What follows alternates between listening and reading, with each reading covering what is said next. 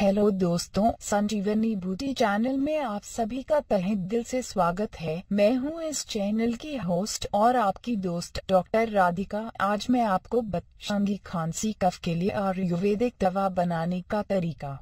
इससे पहले दोस्तों, अगर आप इस चैनल को पहली बार देख रहे हैं तो इसे प्लीज सब्सक्राइब कर ले ताकि आपके पास मेरी हर वीडियो पहुंच सके।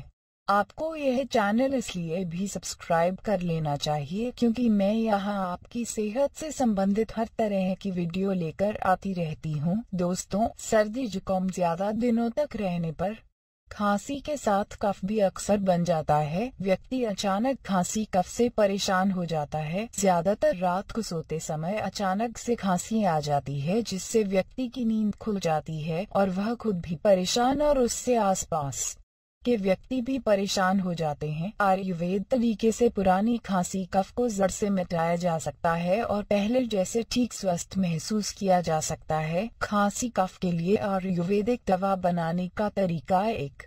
मुलहटी को पानी में 45 मिनट तक भिगो कर रखें। फिर मुलहटी और अदरक को बारीक पीस लें। बारीक होने पर उसमें 1 चम्मच शहद मिलाकर सुबह उठकर खाली पेट दोपहर और रात सोने से 5 मिनट पहले सेवन करें। इससे रात और दिन को आने वाली खांसी कफ से छुटकारा मिलता है। 2।